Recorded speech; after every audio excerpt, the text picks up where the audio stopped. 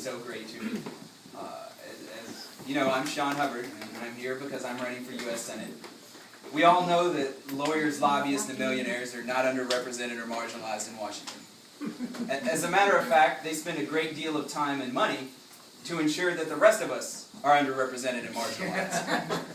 We started this campaign to prove that regular folks still mattered, that the rest of us still had a voice, that this was still our democracy. I know I'm not your most likely candidate. I'm sure most of you, when you heard of me, I'm probably not what you would have expected to see. As Dan said, you may have noticed that I'm young. I'm 31 years old. I don't come from a politically connected or wealthy family. I'm the great-grandson of a carpenter and a letter carrier, the grandson of a carpet salesman, small business owner, and public school teacher. Until recently, my father owned a small hardware store. He had to shut it down because the economy got bad. I myself have been working for a small door company, sold doors to custom home builders. We had about 10 or 12 employees. My wife is not your typical candidate spouse. She doesn't come from a politically connected or wealthy family either. She was born in a concentration camp outside of Battambang, Cambodia during one of the worst genocides that this world has ever witnessed.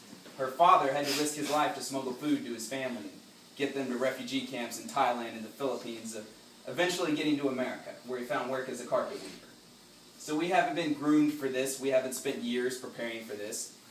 We simply looked around and said, there is something wrong going on in America right now.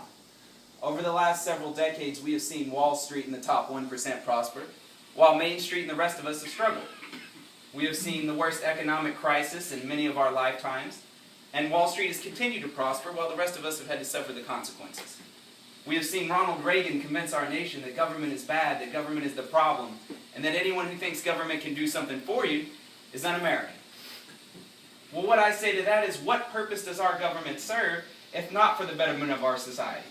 What good are we if we cannot lift up those who are poor, treat those who are sick, and protect those who are discriminated against? Our founding fathers, when they signed the Constitution, they were saying, we are in this together. We have gone from a nation that values society, a nation that values community, to a nation that values wealth. And that's been great for Wall Street, but it hasn't been so good for the rest of us. We have gone from pools of liberty and waters of justice to trickle-down economics. And we know what they mean when they say trickle down. It means let the rich drink as much as they like, and maybe when they're drunk, they might overfill their glass, and a little will trickle down to the rest of us. The problem with that is that when you have too much to drink, and you drive, much like they have driven our economy, you crash into the rest of us.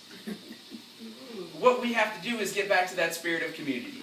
That idea that America prospers when our fellow Americans can prosper. The idea that our nation is always stronger when those willing to work hard can succeed. I want to get us back to that America. Obviously, in November, you have a choice. You can choose David Dewhurst and his buddies, who have continually put Texas last in education, last in healthcare, last in the environment, and let them go to Washington and put America last. Or you can choose a Democrat, somebody who will choose to put Texas first, put America first. But before we get there, you have a choice in this Democratic primary. You can choose to do it the same way we've done it for the last several decades. Take the candidate that Austin gives you, watch him run the same stale campaign, run away from your community, and get 42% of the vote in November if he's lucky. Or you can try a new type of candidate, a fresh type of campaign. A candidate that won't run away from democratic values, but instead embrace them because he is proud of them.